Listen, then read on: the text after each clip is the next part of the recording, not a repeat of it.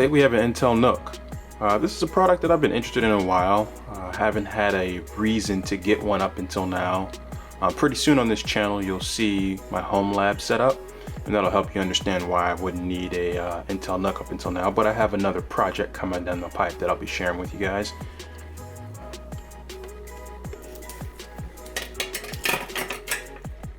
One of the coolest things about the Intel NUC has been the form factor.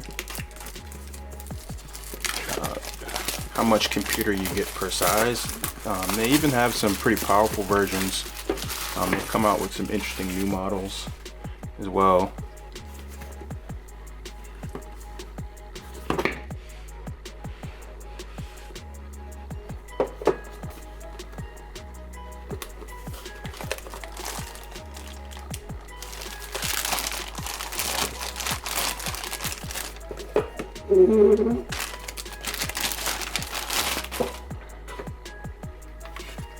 Look how small that is.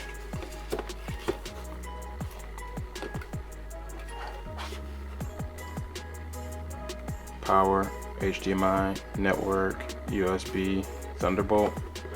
Thunderbolt port is the main reason I got this one. Headphone jack, audio, hard drive. Very small.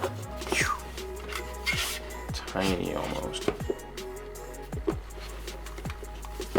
Let's see. How do you get this thing open? SD card slot. Interesting. Kensington. I never looked to see. This is the front.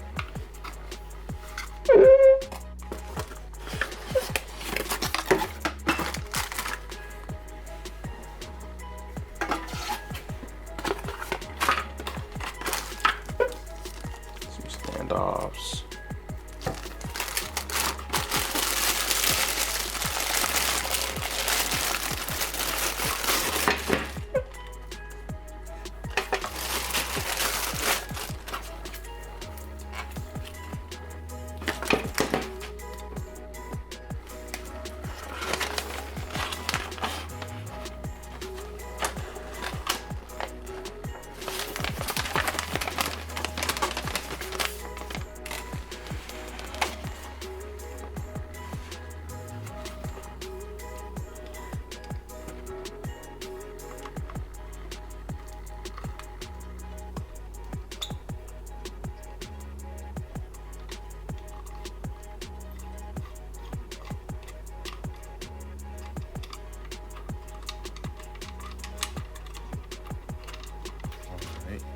So what we're gonna do is open this thing up. All right, so we've got a nice tidy inside here. Whoa, there's a SATA connector in here. Kind of surprised by that. I wonder if that is to make these internals reusable with the larger model that has a place for the 2.5 drive. So as you see this slot here that I just pointed out, this is for the M.2 connector, which is what I'm going to be using. Just got to pop this screw out here. This screw is where you put the back end of it on.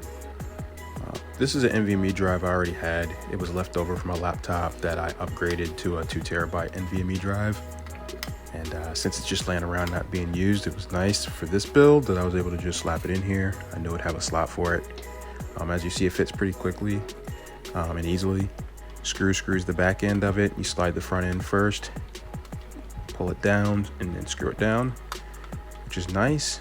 And the next thing is to start looking at where the memory is going to go.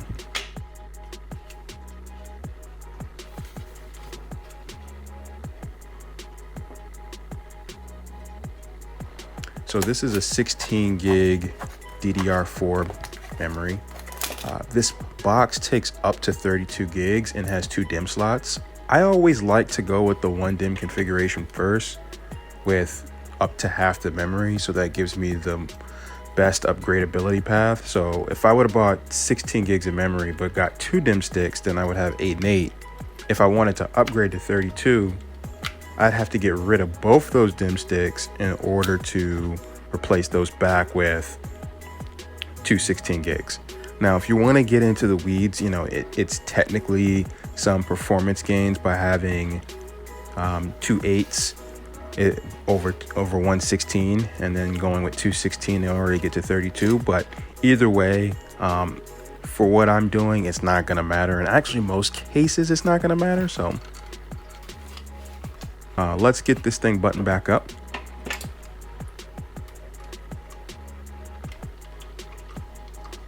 I mean, I have to say, this is a pretty small device. I mean, it's pretty cool. Get you one last look of it. If you like what you heard here today, please like, subscribe. I've got a lot more stuff coming on the way. Finishing the project here with this NUC, among other things. Thanks.